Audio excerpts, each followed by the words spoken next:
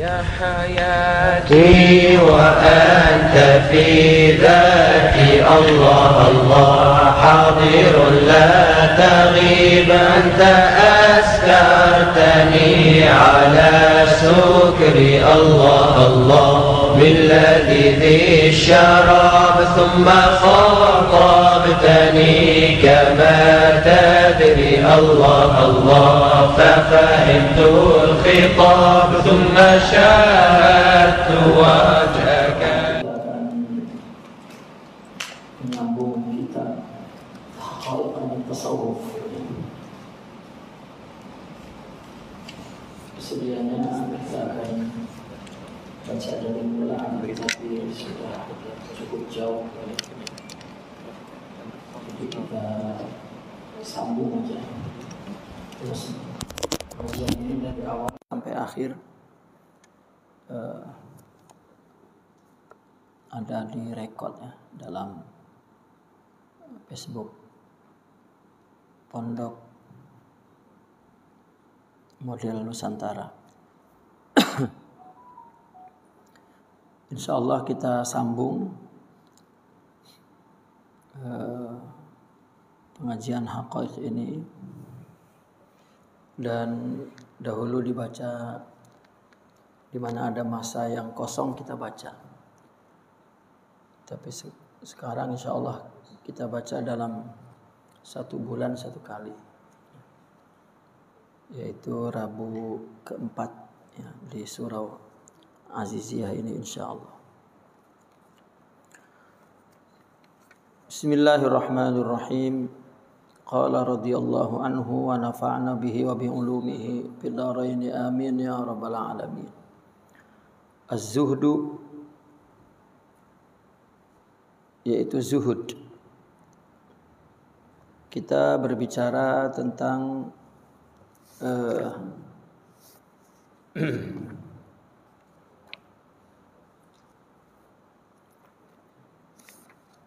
jalan untuk sampai kepada Allah Subhanahu wa taala. Dalam bab ketiga ini kita berbicara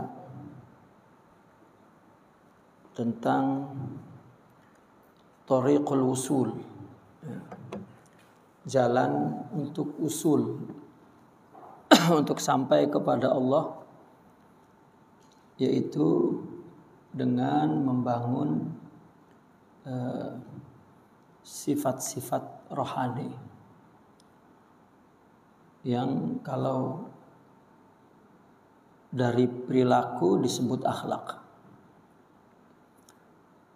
Saya ketika mau sebut akhlak mesti saya terangkan bahwa nama akhlak itu ya, dilihat dari sisi perilaku. Ya. Karena definisi akhlak adalah perbuatan yang dilakukan tanpa perlu pikir, dilakukan secara spontan tanpa perlu berpikir. Perbuatan yang lahir dari sifat jiwa, karakter. Seorang yang memiliki sifat dermawan, memberi itu tidak berpikir.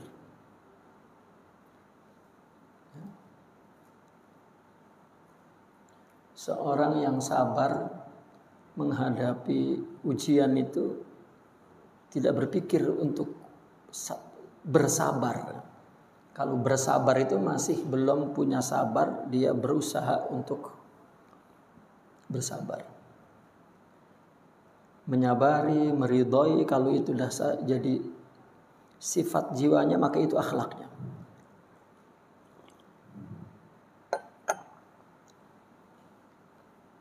Jadi jalan sampai kepada Allah itu ya, jalannya thariq, yaitu bagaimana membangun ruhiyah. Itu istilahnya. Banyak istilahnya, membangun insaniyah, ya, kemanusiaan. Kemanusiaan itu sifat rohani. Karena kalau tubuh ini kehewanan, maka orang yang kejam disebut tidak mempunyai pri kemanusiaan. adanya prikehewanan. Karena tubuh ini seperti yang kita terangkan, ya, sempurna. Tubuh ini sempurna, memiliki sifat hewan semua. Mudah marah, mudah tersinggung, takabur, sombong, memukul, menjatuhkan, itu hewan. Sifat tubuh. Ya. Orang punya pengetahuan agama, mungkin hafal Quran, mungkin hafal hadis, mungkin, tapi tidak terbangun rohaninya. Ya.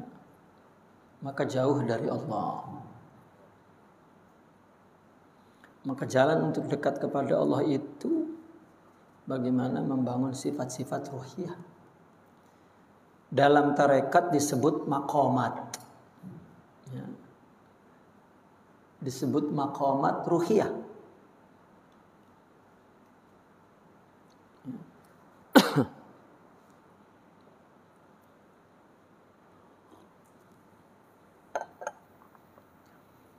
Sifat yang pertama adalah taubah. Ini yang sudah kita terangkan, ya. Setelah taubat, maka sifat kedua muhasabah. Muhasabah itu akhlak, perilaku. Kemudian khauf, takut kepada Allah. Dan yang keempat ar-raja, berharap kepada Allah. Kelima as-sidq, jujur. Keenam ikhlas. Ketujuh sabar.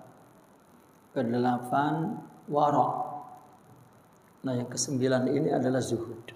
Kita bincang membaca yang kesembilan sekarang. Zuhud. Ini bukan urutan umum, ya. Ini saja menyebutkan nama-nama akhlak. Nama-nama maqam, bukan tartibnya seperti itu, bukan. Jadi bukan melatih orang tobat dulu, lepas ini muhasabah, lepas ini khauf, tidak. Itu jurus-jurus silat namanya itu. Ya.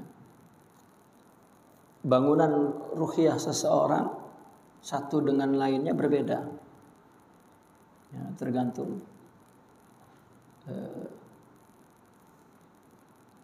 keadaan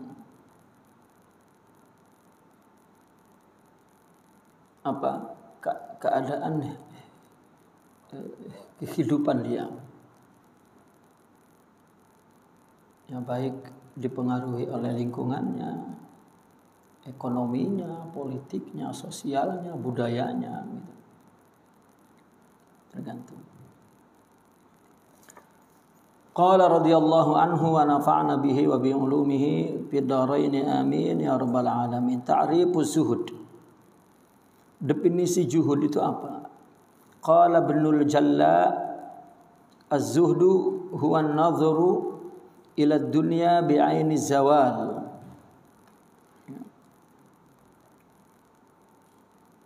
Zuhud memandang dunia dengan pandangan yang fana. Pandangan yang fana, zawal, hilang. Artinya pandangan yang sementara. Bukan pandangan yang abadi.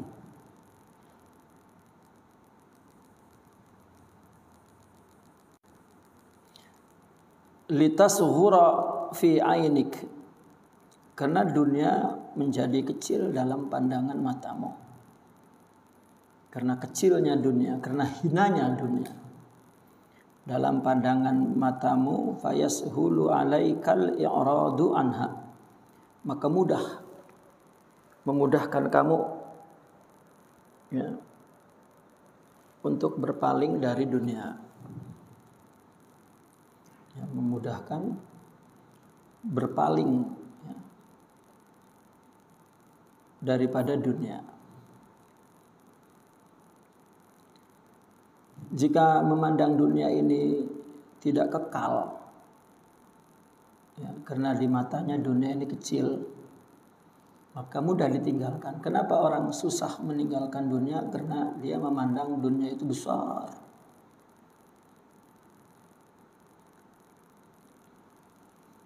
Dan zuhud ini sering dikaitkan dengan zuhud dari dunia. Zuhud dari dunia. Zuhud maknanya memandang kepada dunia dengan pandangan yang tidak abadi. Wa qila az-zuhdu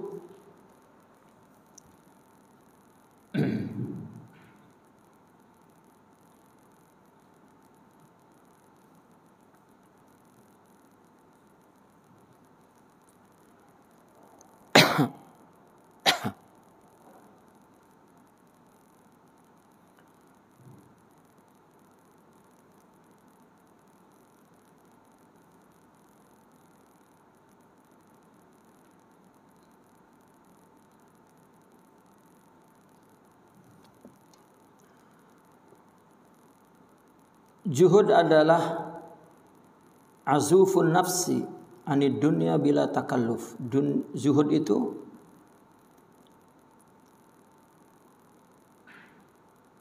apa azufun nafsi itu?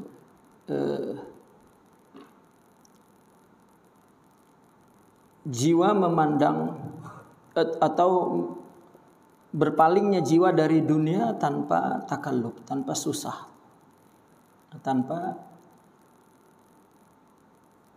takalluf, tanpa bersusah payah, tanpa diusahakan, tanpa usaha kuat, takalluf. Tidak susah dia meninggalkan dunia, itu zuhud.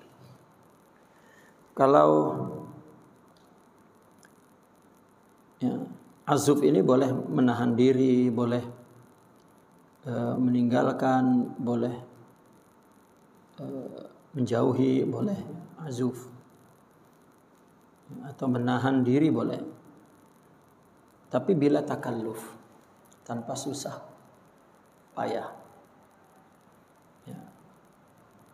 Zuhud adalah sifat. Jika memiliki sifat zuhud itu, maka mudah saja bagi jiwa ini, bagi diri ini untuk menjauhi dunia. Wa qala al-Imam al-Junaid rahimahullahu taala az-zuhdu istisgharud dunya wa mahwu athariha minal qalbi. Zuhud adalah memandang dunia kecil, hina, memandang dunia hina. Sekaligus menghapus kesan-kesan dunia tersebut dari hati. Tidak ada kesan. Jadi zuhud ini sifatnya, sifat mulia, sifat di dalam rohani itu. Sifat. Di mana sifat itu tumbuh, si pemilik sifat itu memandang dunia itu kecil. Itu sifat zuhud, bukan pikiran. Bukan pikiran, bukan pandangan mata. Pandangan mata indahlah. Karena seluruh perangkat atau anggota tubuh ini memang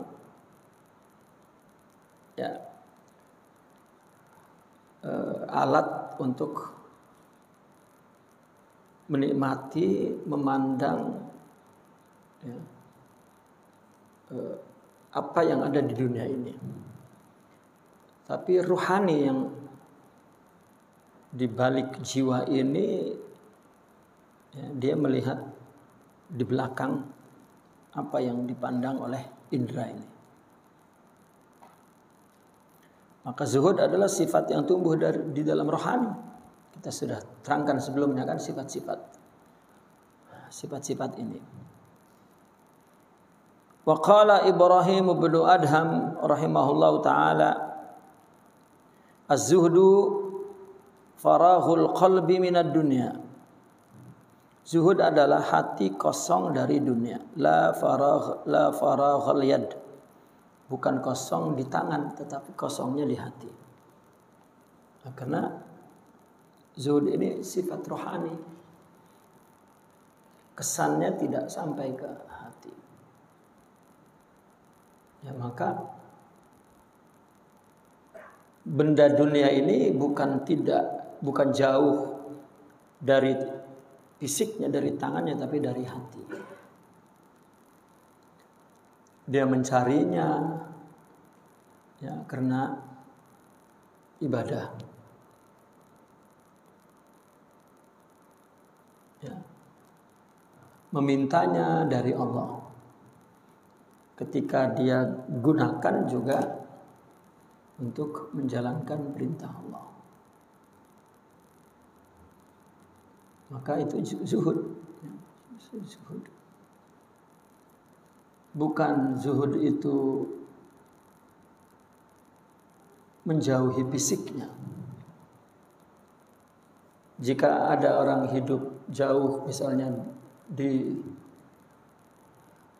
atas bukit, ya, dia bercocok tanam sendiri, membangun rumah sendiri di situ, makan dari hasil tanaman dia, dan sama sekali tidak berinteraksi dengan manusia, menjauh. Ya.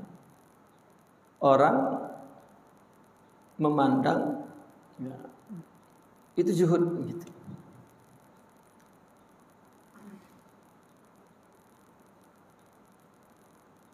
Atau zahid gitu. Wah, itu orang yang zahid. Mungkin orang yang zahid. Tetapi bukan seorang arif, bukan seorang sufi. Ya, sufi itu bukan hidup di hutan-hutan. Jauh dari orang. Kalau turun gunung seperti manusia bangkit dari kubur, serem gitu. Bukan. Kalau itu juga mutasawwif, berarti dia sedang ya, mengobati penyakit nafsunya itu. Artinya orang-orang yang menjauh dari manusia, duduk di hutan, di gunung, ya, hidup sendiri, dia adalah orang-orang sakit yang sedang ya, menyembuhkan penyakitnya. Kalau orang yang sembuh, sehat, ya, manusia temannya manusia, tidak boleh jauh dari manusia. Bahkan dia wajib membangun peradaban manusia, bukan menjauh dari manusia. Inni ja'ilun fil ardi khalifah. Allah menciptakan manusia ini untuk membangun peradaban, bukan mencil sendiri. Kecuali memang ya, seorang yang murid, orang yang sakit. Coba orang yang dijauhkan itu semua orang sakit ya, orang sakit jangkit, maka masukkan dalam bilik, dijauhkan dari ya. Baik dalam hukum fikih itu, kalau yang dijauh-jauhkan itu yang bahaya, itu yang akut. Apa yang akut itu? Yang penyakit yang sudah serius itu apa? Itu.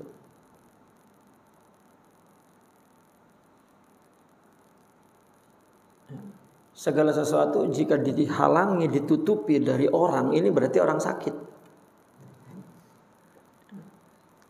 Orang sakit. Maka jika merasa sakit, ya, mesti menghalangi diri dari ya, interaksi yang akan menularkan penyakit dia, menjangkitkan penyakit dia, atau terjangkit dengan penyakit orang. Ya. Hukuman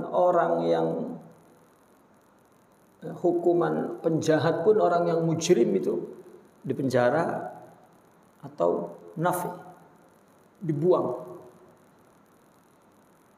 Ya. Itu hukum logik.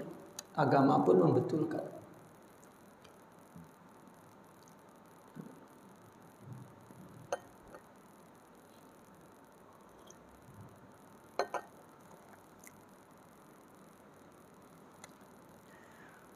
Maka zuhud adalah mengosongkan dunia dari hati. Mengosongkan hati dari dunia, bukan mengosongkannya dari tangan. Wa hadza zuhdul arifin.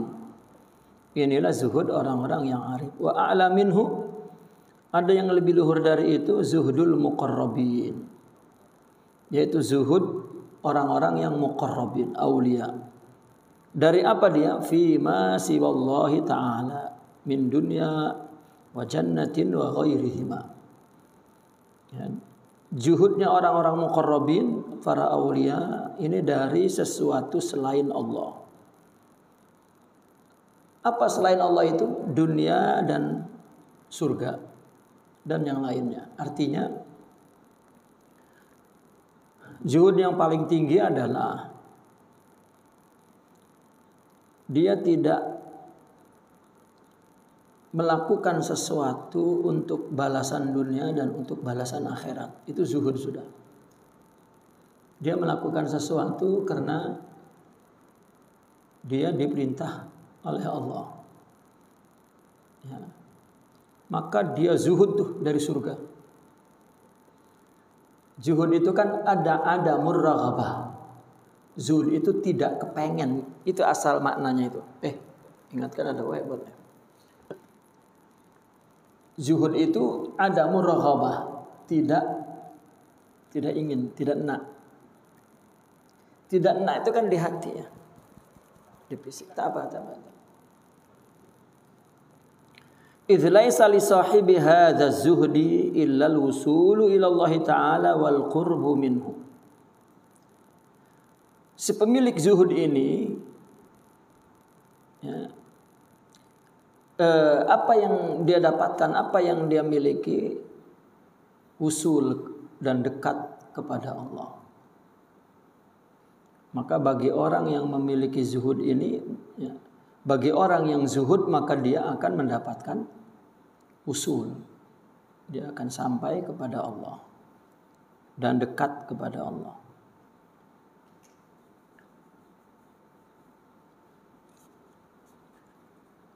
Fazuhdu taprighul qalbi min hubbid dunya wa syahawatiha. Maka dari definisi di atas ya, disimpulkan oleh Sidi Abdul Qadir Isa, zuhud adalah mengosongkan hati dari cinta dunia dan dari syahwat dunia. Kenapa hati itu? Hati itu kan, qalb itu kan bolak-balik. Sebetulnya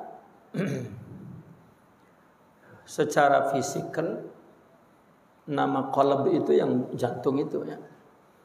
Karena secara fisik di jantung inilah peredaran darah bersih dan darah kotor. Itu sebagai lambang bahwa sifat rohani pun ada sifat buruk, sifat baik. Maka dalam kondisi orang yang belum memiliki sifat baik ada di rohani. Sifat buruk ada di tubuh. Ini bahasa agama. Kalau bahasa hakikat, sifat tubuh ini ciptaan Allah, semuanya baik. Tapi kita bicara agama, Allah mengatakan ini boleh, ini tidak boleh. Ini ujian kita agar taat kepada Allah. Ya.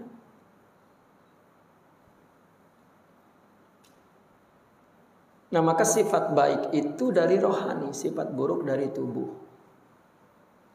Gitu. Maka bagaimana hati ini agar tenang? Maka mesti sifat baik di rohani ini mesti dominan. Ya, mesti sempurna, maka disebut sempurna itu. Karena sifat-sifat rohani telah mampu mengawal, mengalahkan sifat nafsu fisik. Ya, seorang yang menjadi wali tadi muqarrabin, bukan sifat fisikalnya, sifat nafsunya hilang. Tidak, kalau hilang tidak manusia. malaikat nantinya. Dia tidak jadi malaikat, tetap manusia. Manusia yang selalu berbenturan dengan manusia fisik, manusia materi lainnya, dan mungkin dipandang salah. Wali itu di mata istrinya salah terus. Karena tidak mengikuti emosional istrinya, dia mengikuti rohaninya saja. Ya. Itu manusia namanya. Ya. Wali pun mungkin anaknya sangat benci sekali itu. Ya. Karena dia mengajak kepada kebenaran terus, sementara kan perkembangan manusia. Ya, ketika belia muda, baru akhirnya menyadari. Maka orang itu dilihat akhirnya. Itu qalb. Ya. Kalau dari istilah lain, dari istilah nafsunya, ya, nafsul lawamah.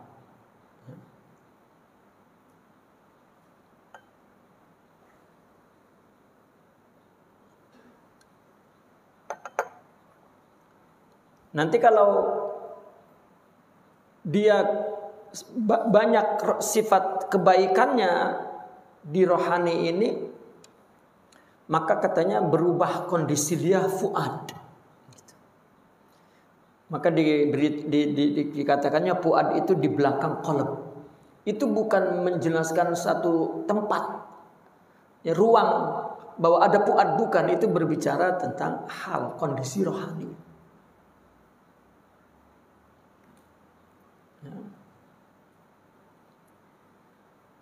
Nah, ketika sudah sempurna, maka istilahnya sir atau ruh. Katakan sir.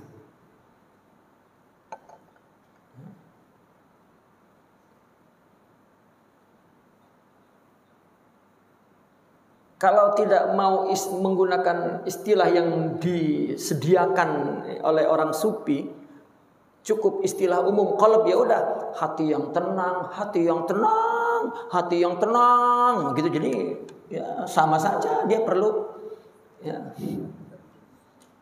itu istilah. Ya. Dan Al-Quran telah membuat nafsul ammarah, nafsul lawamah, nafsul mutmainnah. Ya. Nafsu yang memimpin, artinya rohaninya, sifat baiknya tidak ada. Ammarah itu kan, ya, Sultan Agung gitu, Ammarah itu. Ya. Dari amir lalu diubah bentuk kata yang lebih baligh, mubalaghah, ammarah, fa'alah. Sangat berkuasa. Sebetulnya bukan sangat berkuasa, rohaninya tidak ada sifat-sifat mulia, tidak ada akhlak. Maka dia betul-betul manusia perut, manusia materi, manusia hayawan. Ya, bahkan lebih hayawan dari hayawan. Hayawan tidak berpikir bagaimana cara membunuh orang, kan? Cara memukul orang. Manusia berpikir itu gimana caranya. Ya.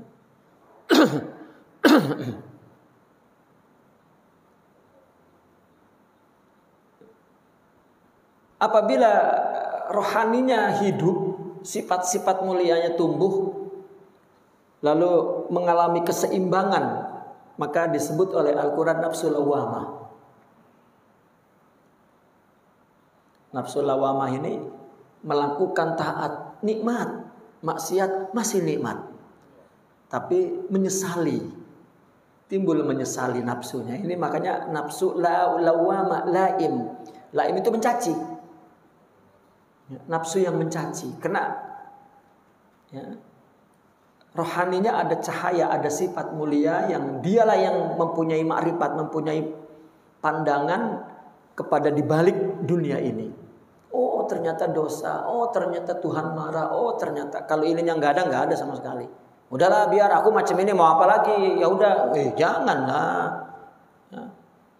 Itu mau jadi binatang betul. Aku emang dari orang aku memang pemarah, mau apa sudah biar aku pemarah. Serem sekali manusia tuh.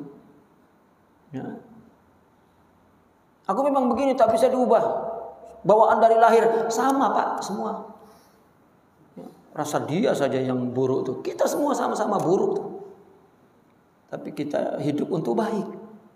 Wa ma khalaqtul jinna wal insa illa liya'budun. Ya. Nanti apabila rohaninya sempurna, baru nafsul mutmainnah. Gejolak nafsunya itu sudah mampu diredam dan tidak terdengar tentram. Ya. Kita ini kalau amarah ini kalau datang nafsu, wah sudah tidak bisa ditahan karena raja. Ya. Tapi kalau sudah rohaninya tinggi, maka tentram sudah. Nah orang sufi mempunyai istilah lain dari, ini dari nafsu. Maka ya, dia buat istilah lain. Nafsu kan diri, karena orang yang dilihat diri, ini bahasa untuk umum. Ya.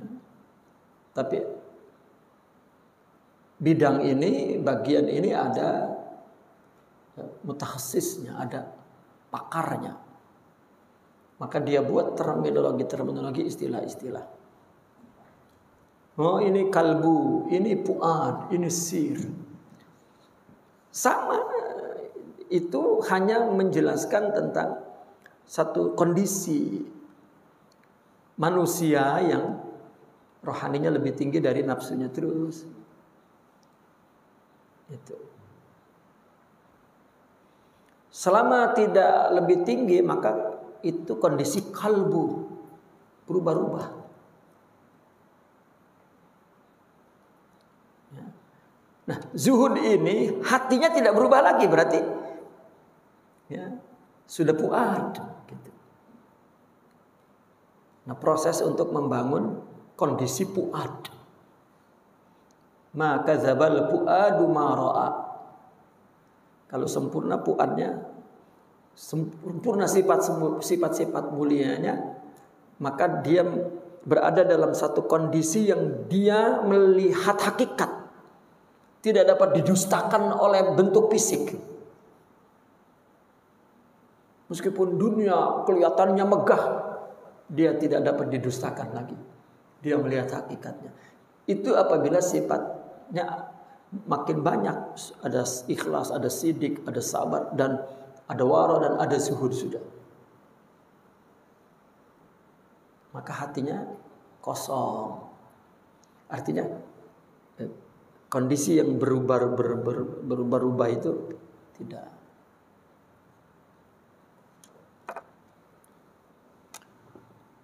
Wamtila'uhu. Nah, kenapa hatinya kosong dari hubud dunia? Hubud dunia itu tumbuh dari sifat fisik ini. Ya. Mata ini yang kita gunakan, mata fisik ini, indahnya jika ngelihat yang cantik-cantik, yang indah-indah. Ya. Kita ngelihat kereta baru, BMW, itu indah. Tak ada orang wali, itu buruk. Pandangan mata atau pandangan batin? Kalau pandangan mata, taklah. Bahkan mereka yang sudah lagi hatinya tidak terusik oleh kemegahan apapun, dia pilih benda itu yang megah. Dalilnya lain, innallaha jamil yuhibbul jamal.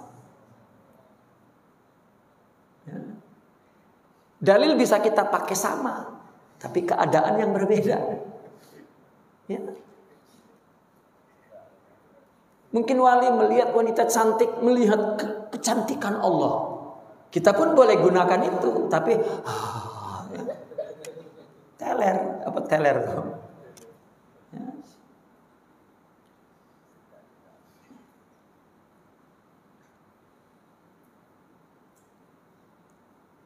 Al-Imam Ibn Arabi itu istrinya itu cuantik, bukan sekedar cantik, cuantik gitu.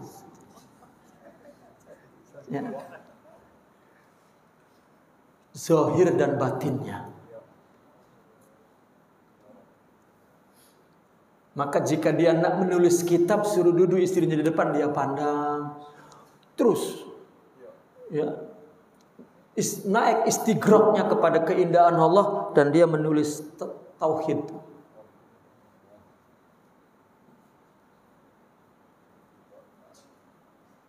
Iyalah, kita malah rusak tauhid.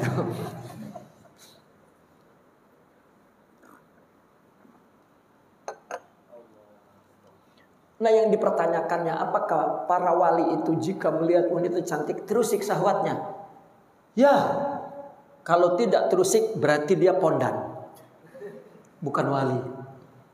Nafsu itu sempurna, makin wali makin sempurna. Itu sebab wali istrinya 4. Sempurna kan? Nah, sempurna. Nah, ini tak sempurna, kenapa? Takut. Akhirnya menggerogoti pikirannya tuh, jantung, terus penyakit diabetes. Sorry ya. Tak mesti saya terangkan karena ada pandangan yang salah tentang wali. Dia meletakkan manusia di luar kemanusiaan yang malaikat. Tak ada. Dia tunduk kepada hukum Allah. Begaduh-begaduh. Ya. Yang penting mulia di mata Allah.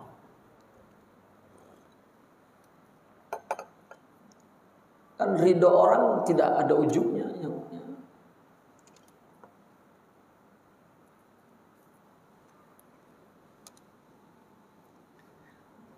Wamtila'uhu, dipenuhi dengan cinta Allah dan makrifat Allah. Ini menuhinya gimana? Ya. Cinta Allah, cinta kepada Allah itu hanya tumbuh dari rohani, bukan dari tubuh. Ini bahasa agama nih. Kalau bahasa hakikat, cinta tubuh kepada dunia pun itu cinta kepada Allah, tapi tidak dibincang ini, tidak disyariatkan itu.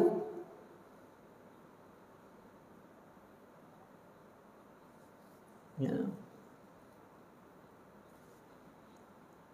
Bagaimana kita beribadah kepada Allah? Artinya ibadah melakukan, menjalani kehidupan ini sesuai dengan syariat Allah dan karena Allah, itu ibadah. Dan ini hanya boleh dengan rohani. Karena sifat yang Allah tanam dalam fisikal ini, ya, apa yang dilakukan oleh manusia untuk fisiknya.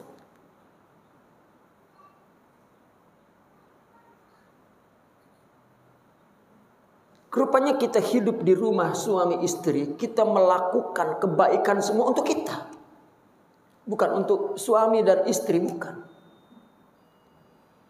Untuk kebahagiaan kita. Itu namanya hayawan. Artinya sifat hayawan ini sifat fisik. Tapi ketika dia melakukan karena Allah, itu sifat rohani. Dan rohani ini cintanya kepada Allah. Nah, fisik cintanya kepada diri sendiri. Makanya di dalam tasawuf selalu ada persoalan sebegini. Ya. Ayyuhal murid, ikhtar ma tahlu, katanya. Nafsak au rabbak. Selalu ada ungkapan begitu mereka, ya, para masyayikh itu. Wahai murid, pilih apa yang kamu suka, dirimu atau Allah.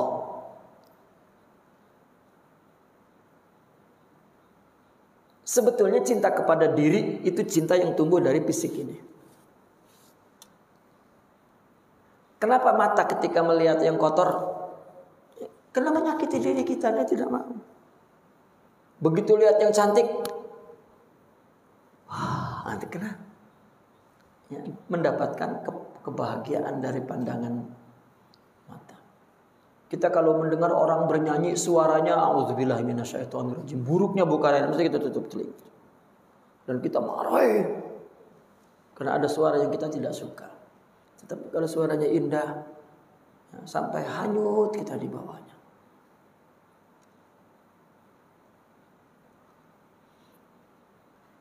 Kita bicara fisik tanpa rohani ya.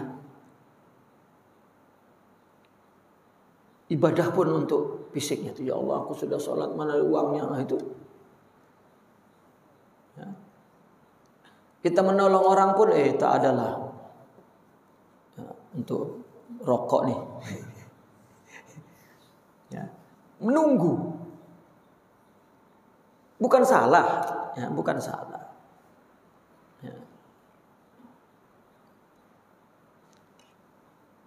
Kita bicara tentang sifat rohani itu.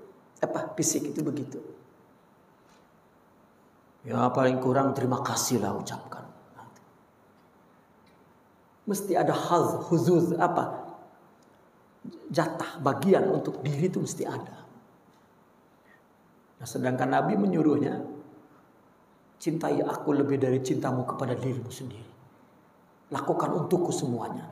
Artinya ya, kamu mesti mempunyai sifat rohani dan engkau akan mampu melakukannya. Kalau tidak, khayal. Itu sebab tasawuf menjelaskan taubat, ya, muhasabah, khauf, roja, sidik, ikhlas itu membangun rohani. Untuk dapat mencintai Allah, mengenal Allah. Nah, baru nanti nafsunya mutmainnah, baru dia dalam kondisi sir. Maka disebut usul, dekat kepada Allah dan lain sebagainya.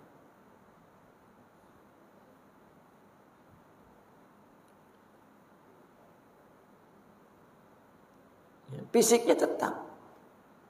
Ya, makan tempe, tetap. Tahu. Ya. Apa lagi? Nasi kerabu gitu. Tak akan wali berubah makan cawan, makan besi, tidak akan.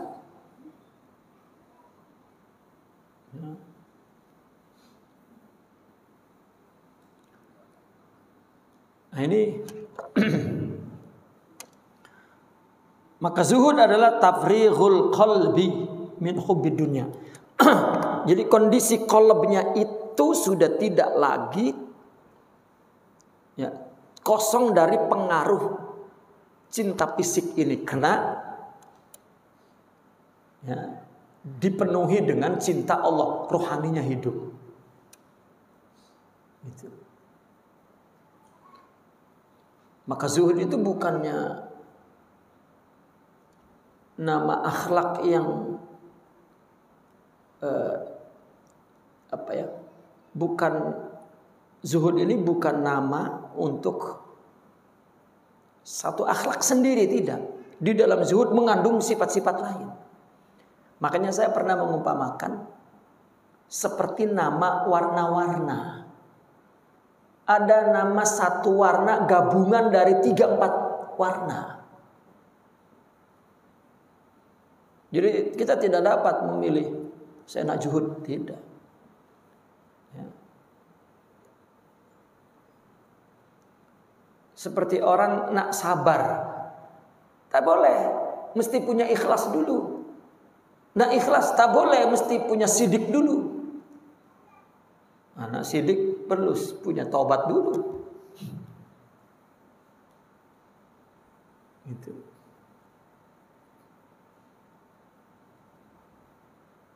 Ya. Nak warna oranye misalnya nih, campur dulu warna ini dengan warna ini. Seperti itulah. Baru muncul warna. Itu sebab disebut maqamat. Khusyuk. Kita sholat tiba-tiba baru mengaji terus nak khusyuk. Ya. dia nak lupakan dirinya itu makin ingat. Makin ingat. Khusyuk. Khusyuk itu punya sifat malu dulu. Ya. Khusyuk itu punya kesempurnaan rohani yang dia dapat hadir di depan Allah. Ya. Dan malu sendiri. Itu sebab pengalaman mereka para aulia, makrifat itu tidak ada jalan kita untuk mendapatkannya secara kasbi. Tidak ada jalannya.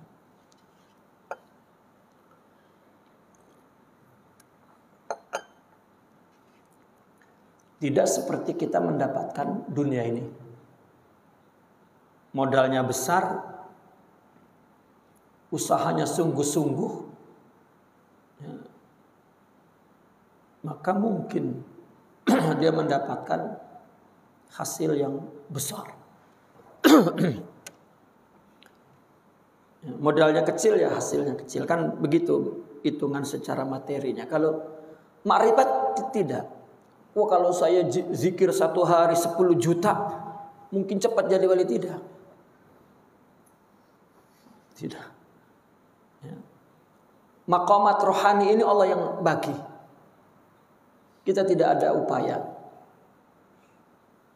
Upayanya innamal ilmu bitta'allum wa innamal hilmu bittahallum. Jadi kalau nak sabar, minta kepada Allah agar Allah beri sabar. Nah, ketika kita nak sabar dan ketika minta kepada Allah sabar, maka Allah kasih musibah.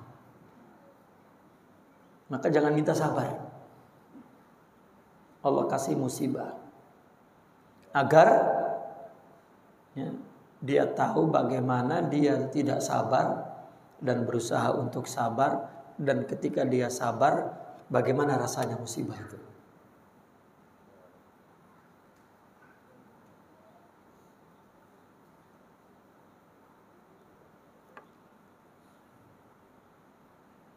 Ya.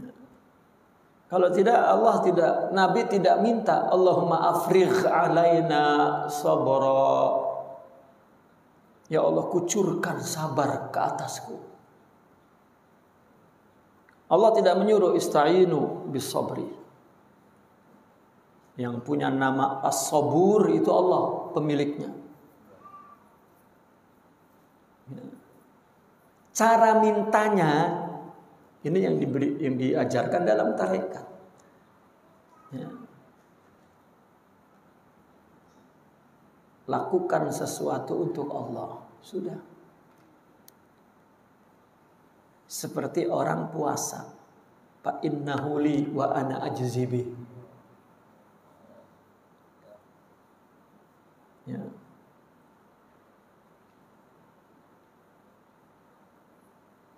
Puasa itu sifatku dan aku yang akan.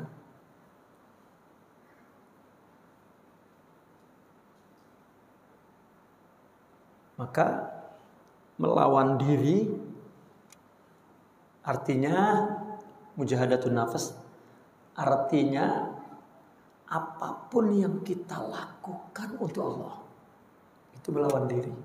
Jangan untuk diri.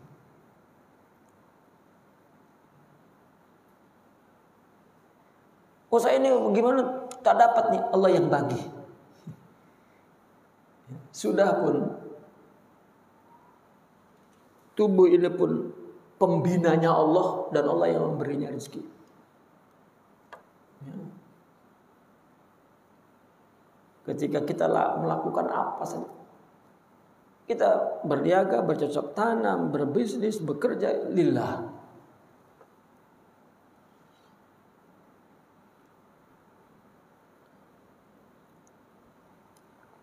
Karena Allah perintah, sudah. Baik. Itu namanya dipenuhi dengan cinta Allah dan ma'rifatnya. Wa ala qadri takhallusil qalbi min ta'alluqatihi bi zakharifid dunya wa masaghiliha yazdadu lillahi ta'ala hubban wa lahu tawajjuhan wa muraqabatan wa ma'rifatan. Ya.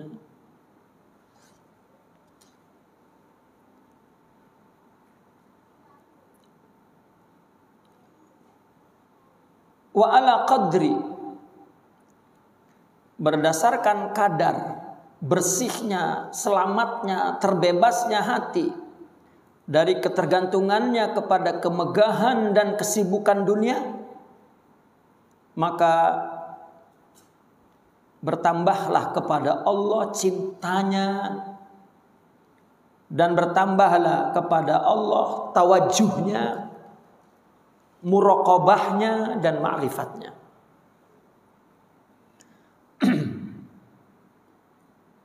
Ini kan seperti satu teori ya, bagaimana kita memurnikan hati, menyelamatkan hati dari bergantung kepada dunia. Artinya kondisi hatinya lebih kepada sifat nafsu, tidak rohaninya. Maka hati ini lebih kepada dunia, maka kondisinya tidak tentram.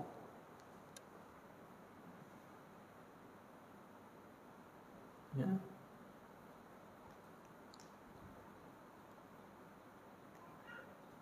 Wah, saya bersihkan hati ini. Upaya membersihkannya melalui pikiran seperti kita melakukan perbuatan fisikal.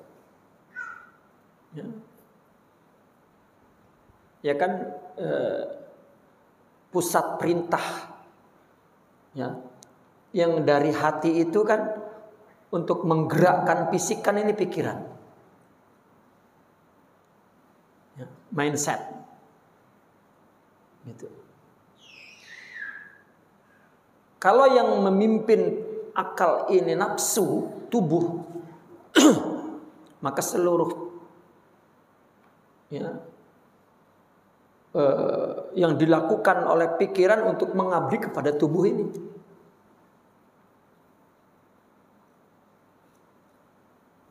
Nah, sifat-sifat seperti ikhlas, zuhud, wara itu bukan perintah pikiran, tapi itu sifat dari rohani dan lebih cepat dari pikiran.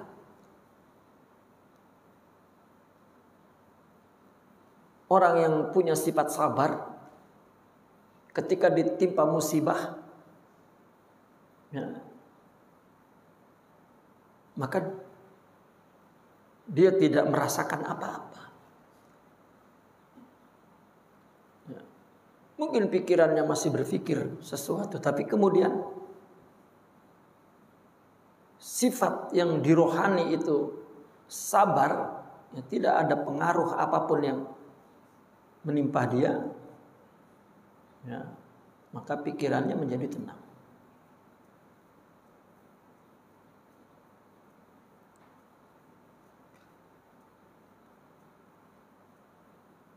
Maka akalnya sehat. Ya, maka akal yang sehat membuat tubuh yang sehat. Coba lihat al-aqlus salim bi al-jismis salim. Akal yang sehat itu hanya ada di tubuh yang sehat. Dan tubuh yang sehat karena rohaninya sehat. Apabila rohaninya sehat, tubuhnya sehat, maka akalnya sehat.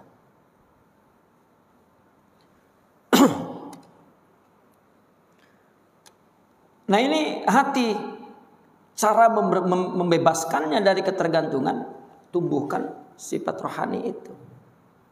Apabila sifat rohaninya tinggi, maka ketergantungan hati ini kepada dunia mengurang.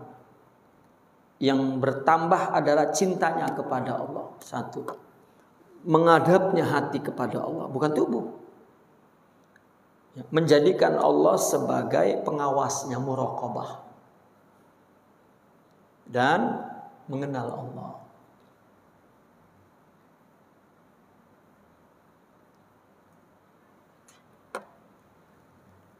Walihadza i'tabara al-'arifuna az-zuhda wasilatan lil wusuli ila Allah. Ya, oleh karena itu orang-orang arifin menganggap zuhud ini, menjadikan zuhud ini sebagai sarana untuk sampai kepada Allah. Wa syartan li naili hubbihi wa ridha. Syarat untuk mencapai cintanya dan ridhonya. Jadi cinta itu, yang cinta kepada Allah, itu tumbuh dari sifat-sifat rohani. Ya, maka di dalam tasawuf ada mujahadatun nafs sebetulnya. Ya. Bukannya mujahadatun nafs itu kan kurang makan, kurang minum, kurang. Jadi dia puasa tuh. Tanpa dia menyadari bahwa maksudnya puasa itu melawan diri. Ya. Kan makan itu kan tidak berhenti, coba dilawan. Jangan mengharapkan sesuatu dari puasanya itu. Itu sama juga bintang film untuk slim. Dari puasanya itu tidak berguna apa-apa. Dia menyadari betul bahwa dia mengurangi makan adalah untuk melawan nafsu. Ya. Maka Imam Sidna Abu Bakar Siddiq pernah berkata begini, taraktu sab'ina halalan li ajli haramin wahid. Aku tinggalkan yang halal-halal, artinya ya, keinginan kepada, bukan yang haram, yang halal. Latihannya di yang halal. Aku tinggalkan yang halal-halal karena ya, nafsu ini bukan hanya kepada yang haram, yang halal juga nafsu. Ya, untuk membangun rohani justru yang ditinggalkan yang halal, latihan nafsu. Kalau haram ya, tak perlu bertarekat. Orang secara umum pun haram mesti ditinggalkan. Tapi dilatihnya dari yang halal. Ini sebabnya orang sufi dituduh mengharamkan yang halal. Halal tak boleh. Ya ini kan halal, kenapa dilarang oleh orang sufi? Ini melatih nafsu. Coba, kenapa tadi dikatakan oleh Allah, fa inna siyama li? Apa puasa itu? Meninggalkan yang halal. Ya, itu perlawanan nafsu yang bahkan boleh dikatakan para wali itu ibadah yang paling banyak dilakukan tidak memperbanyak yang halal. Meninggalkan yang halal. Gitu. Untuk tidak mampu melawan ketika ingin melakukan satu haram. Kalau udah terbiasa, maka itu sebab melawan diri itu mesti sadar bahwa melawan nafsu itu dia melakukannya mesti sadar kan. Tarbiyah itu kan satu aktiviti yang dilakukan secara sadar, bertujuan. Ya. Coba di dalam puasa itu. Kapan nafsu itu terbakar? Ya, ketika tengah hari tuh, sedang lapar-laparnya itu, petang-petang tuh, itu jangan dihibur untuk tidak lapar. Memang mesti merasakan panasnya lapar. Ini tak dihibur untuk jalan-jalan supaya dia tidak rasakan. Perang bukannya musuh dibunuh ini tidak, nantilah. Ya. Ketika ada orang yang ngajak begaduh, minta maaf, saya puasa. Artinya saya sedang menjauhi sifat-sifat tubuh itu. Bukan nanti lepas raya baru. Ya, bukan. Sekarang bulan puasa tak boleh, nanti lepas raya boleh. Ya, ini dia tidak menyadari bahwa dia sedang melawan hawa nafsu. Banyak orang yang berpuasa 40 hari berapa kali, ya, dia tidak menyadari. Malah makin membangun nafsu bahwa dia hebat berpuasa. Nanti jadi hero. Itu supi hero nantinya. Ya. Tidak ibadahnya untuk Allah. Disinilah banyak kesilapan. Ya.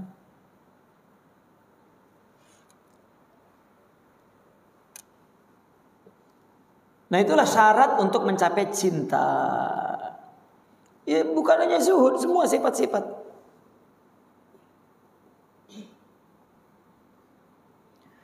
Walaysa ghayatan maqsudatan li dzatih. Bukan ya target yang dituju. Ya. Li dzatiha, ya, bagi zatnya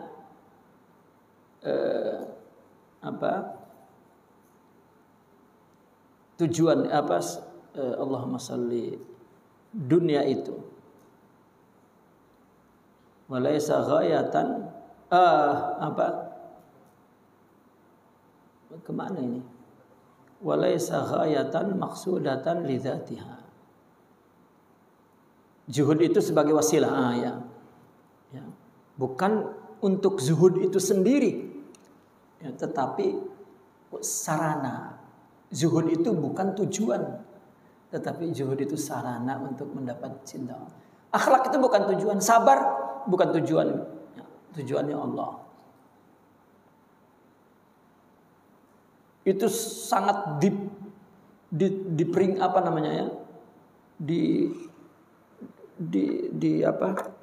diingat-ingatkan betul oleh mereka orang-orang sufi itu.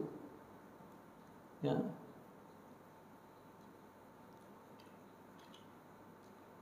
Sehingga ada yang mereka mengatakan begini, jika engkau melakukan ibadah tujuannya untuk takarrub, itu masih mengandung riya.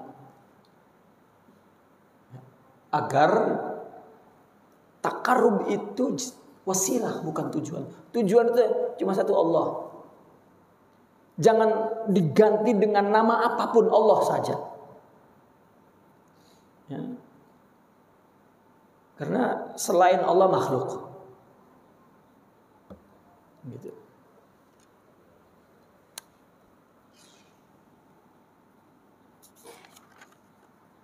Baik. Ya. Masru'iyatu zuhdi. Nah ini apakah zuhud itu ada dalilnya dalam Al-Quran dan hadis? Maka Sidi Abdul Qadir menjelaskan ya, bahwa zuhud itu disyariatkan. Ada masru'iyah, disyariatkan zuhud itu. Ya. Artinya berdasarkan dalil Al-Quran dan hadisnya. Nafa ba'duhum wujuda zuhdi fil Islam nafyan qati'an. Ada sebagian orang menafikan adanya zuhud dalam Islam. Penafian yang qat'i. Tak ada zuhud. Wa atabara zuhda bid'atan dakhilatan 'ala din, dan menganggap zuhud ini bid'ah. Ya. Bid'ah yang dakhilah. Dakhilah itu bid'ah yang susupannya ke dalam agama, artinya sesuatu yang dari luar diambil dari agama. Tasarrabat ilaihi an tariqir rahbanah nasraniyah au nusukil a'jami, yang diserap dari jalan kehidupan rahib-rahib Nasrani atau ibadah orang ajam. Ya.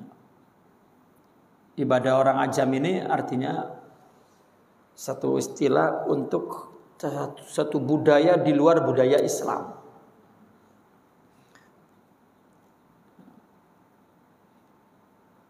Ada dalam kehidupan orang bertapa gitu kan. Ya, seperti rahbana tidak menikah. tidak hidup di tempat mewah, ya kan rahib-rahibnya begitu. Bajunya juga ya, seperti agama lain lah, yang kita tidak ingin menyebutnya, hanya seperti baju ihram gitu selama-lamanya ya, dulu, tapi sekarang kan udah berubah ya. Ihramnya seperti serwal sudah ya. Artinya dunia gitu. Dulu orang pakai baju tambal itu rob ya. Itu memang tak punya. Tapi sekarang tambal-tambalnya mewah-mewah, warna-warni. Ya. Ada katun, ada sutra, ada ya. Jadi cantik, jadi satu fashion, satu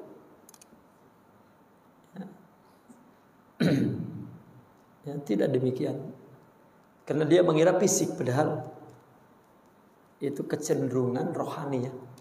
Kecenderungan rohani. Tapi zuhud itu bukan seperti itu. Wala syakka anna mauqifahum hadza tasarru'un fil hukmi ma'a jahlin bihaqiqatil Islam. Jelas sikap mereka yang memandang zuhud itu bid'ah dan ya, bid'ah yang dimasukkan dari luar, ini tasarru'.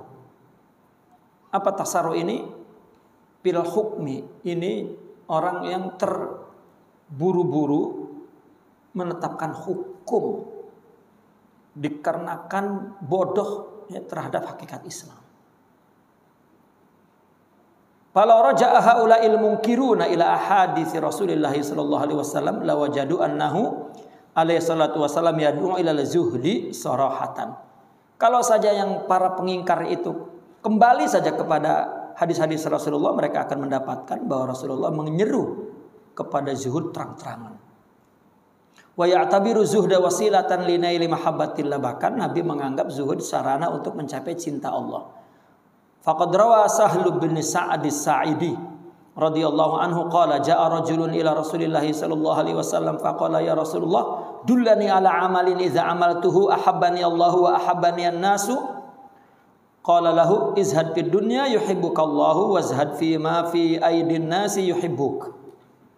Ada seorang datang kepada Rasulullah, ya Rasulullah, tunjukkan kepadaku kepada satu amal yang jika aku amalkan Allah cinta kepadaku dan manusia pun cinta kepadaku. Maka Nabi mengatakan zuhudlah kepada dunia, Allah mencintaimu, dan zuhudlah kepada apa yang ada di tangan orang, orang akan mencintaimu. Ya.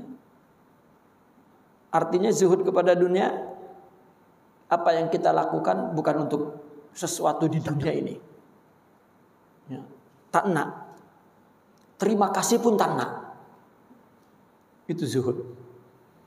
Ya. Maka Allah suka dengan dia karena dia murni orang yang ya, orang yang untuk Allah saja. Nah, zuhud kepada apa yang di tangan orang, maka orang akan mencintainya. Summa inna kulla muslimin hina yatasaffahu kitab Allah Ta'ala yajidu katsiran minal ayatil karimati tusaghiru min sya'nid dunya wa tubayyinu haqarataha wa sir'ata zawaliha wa inqida'a na'imiha wa annaha darul ghurur wa fitnatul ghafilin. Wa maqsudul haqqi min dzalik an yuzahidan nasa fiha bi ikhraji hubbiha min qulubihim hatta la tusghiduhum amma khuliqu lahu min ma'rifatillahi wa iqamati dini. Kemudian setiap muslim ketika membuka ya halaman ya, muka surat kitab Allah Al-Qur'an, dia akan banyak mendapatkan ayat-ayat Al-Qur'an yang mulia yang menganggap hina masalah dunia. Dan Al-Quran banyak menjelaskan hakarahnya, kehinaan dunia itu, dan segera binasanya dunia itu, dan habis nikmatnya cepat. Dan dikatakan dunia adalah negeri yang menipu, ya, dan fitnah, ujian bagi orang yang lalai. Tujuan Allah dari semua itu, kenapa Allah menjelaskan dunia itu rendah sekali? Untuk membuat manusia zuhud di dunia ini. Artinya dia hidup bukan untuk dunia. Ya, dengan mengeluarkan cinta dunianya dari hatinya, sehingga tidak tidak disibuki, ya, mereka itu dari tujuan penciptaan dia, yaitu makrifat kepada Allah dan mendirikan agamanya. Ya, jadi tujuan kita diciptakan ini adalah mendirikan agama Allah. Allah berfirman, ya ayuhan nasu, inna wa'dallahi haqqun fala taghurrannakumul hayatud dunya wala yaghurrannakum billahil ghurur, katanya. Wahai manusia, janji Allah itu pasti. Maka janganlah kehidupan dunia ini memperdayamu. Dan juga janganlah ghurur itu, karena Allah itu juga memperdayamu. Ya. Ada orang yang ini juga untuk Allah, itu pun ternyata memperdaya dia juga. Padahal untuk dunia. Wa qala aidan wa ma hadhil hayatud dunya illa lahu wa la'ib wa inna ad-daral akhirata lahiyal hayawan law kanu ya'lamun. Kehidupan dunia ini hanyalah lahu dan la'ab. Ya, orang kaya, miskin, enak, tidak enak, itu kan seperti permainan, ya, tidak kekal, itu main-main. Nah, yang kehidupan adalah kehidupan akhirat, baru hidup, ya, jika mereka mengetahui.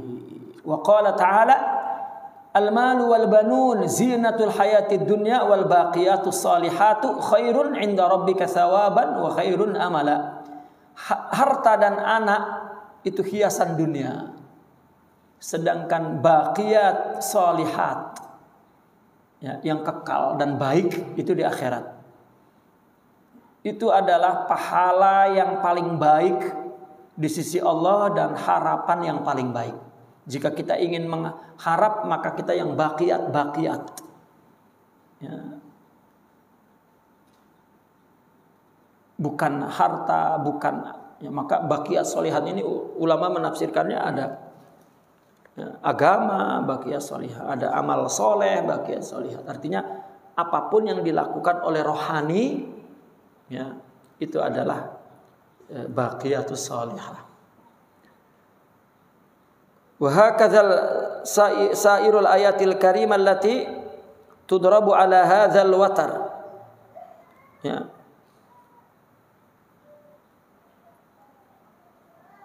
Wa hakadza sairul ayatil karimah, dan demikian juga ayat-ayat yang lain allati tadribu ala hadzal watar, ya, yang membuat satu perumpamaan terhadap perkara ini, watarmi ila hadzal hadab, dan menuju kepada tujuan yang agung ini.